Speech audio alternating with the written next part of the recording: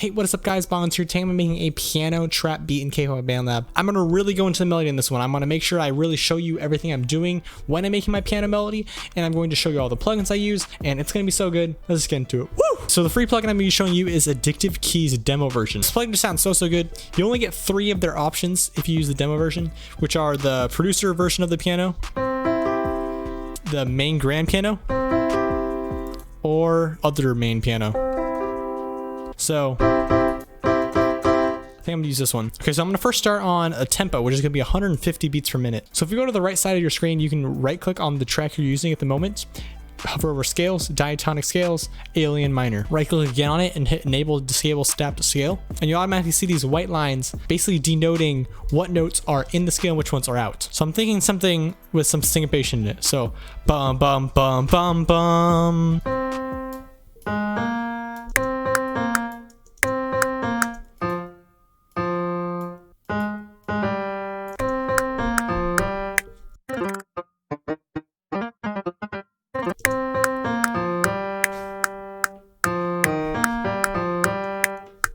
I said I was going to start with the bass notes, but that's more of a melody, so let's pitch it up an octave and find chords that work underneath that. So let's go.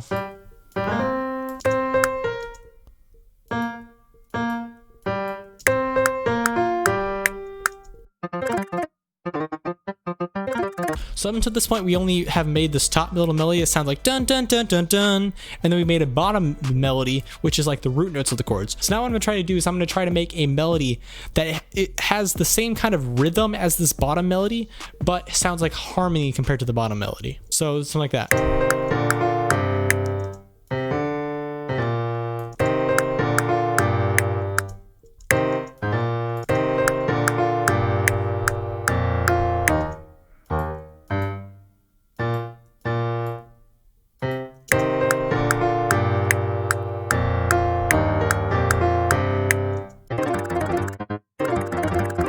And maybe we can make another melody on top of that.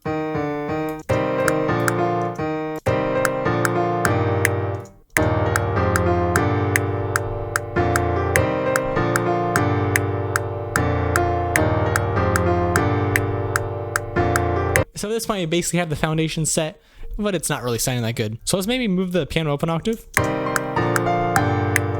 And let's move the middle notes of these chords up an octave.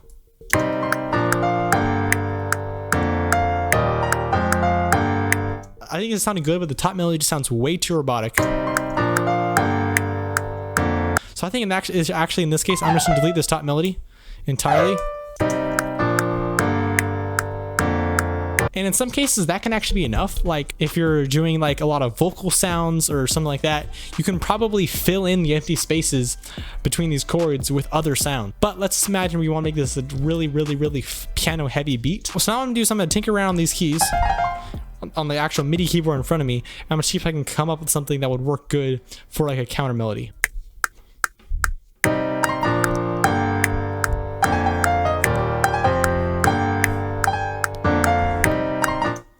I'm gonna change this last part.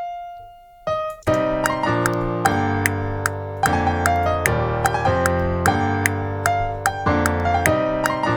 gonna transpose this whole melody down by a couple of slowing tones because there's something I want to show you.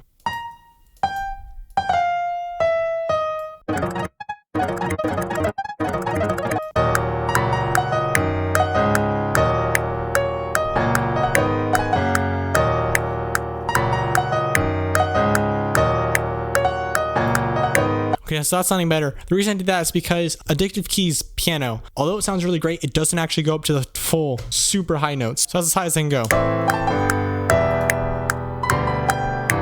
Now I'm going to go on these chords right here, and I'm going to shorten them just a tiny bit, because if you're playing a normal chord, you wouldn't, like you'd have to let go of your notes before you move on to the next chord. And then I'm actually going to go process, run cal, strum it in 15 milliseconds. So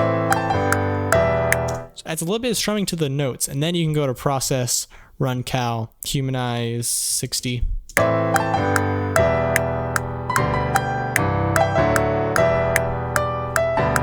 There's also a preset called Vary Velocity, and let's say the lower limit is 95 and the upper limit is 112.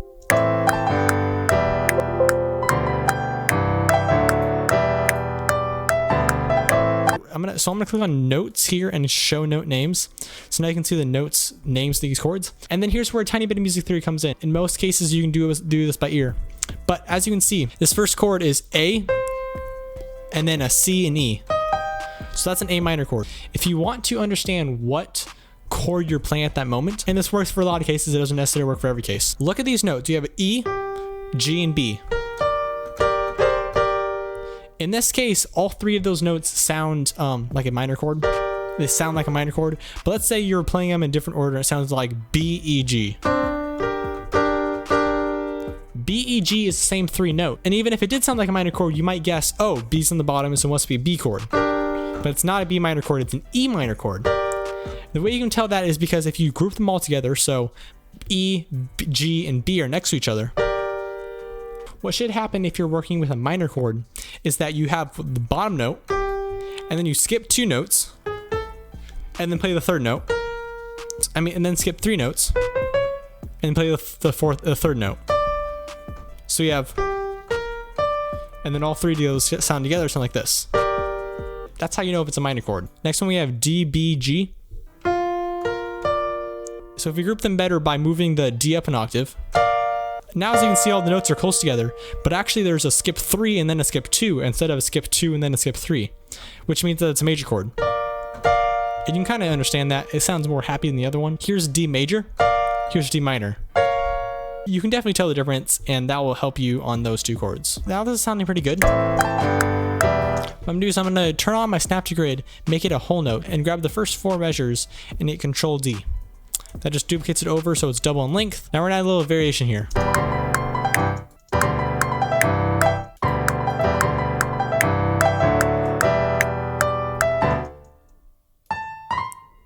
And then add a little variation at the end.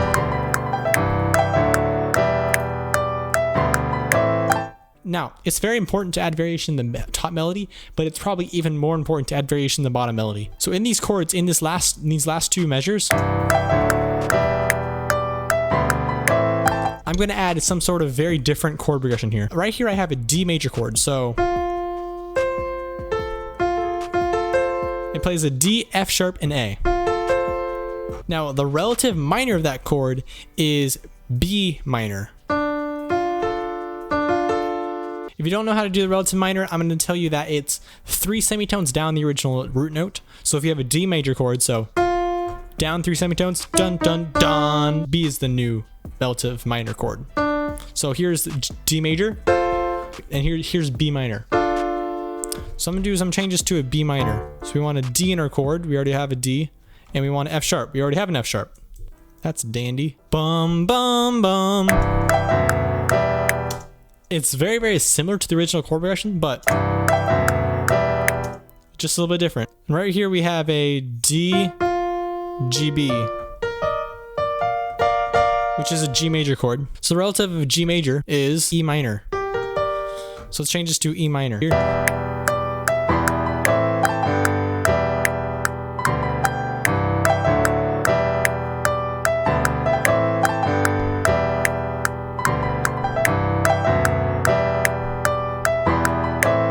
Nice. So now I'm going to add Valhalla Supermassive on here. Ambience. I really love that reverb. Before. After.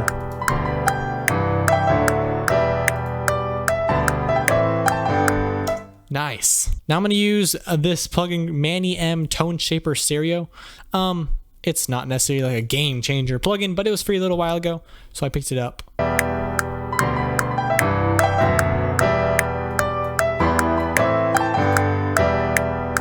Nice. Wow.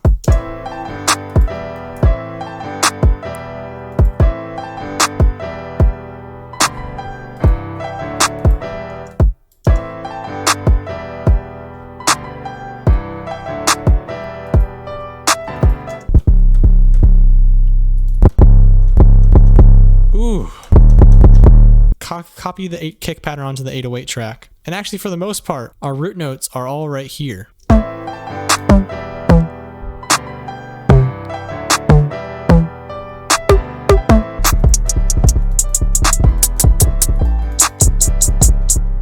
Ooh.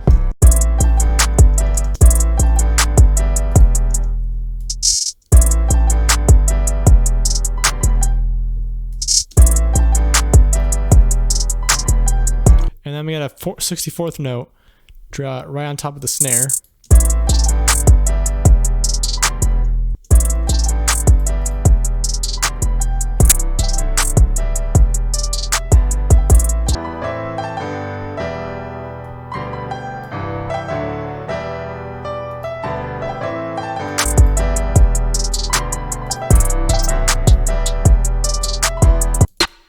Oh, so much better.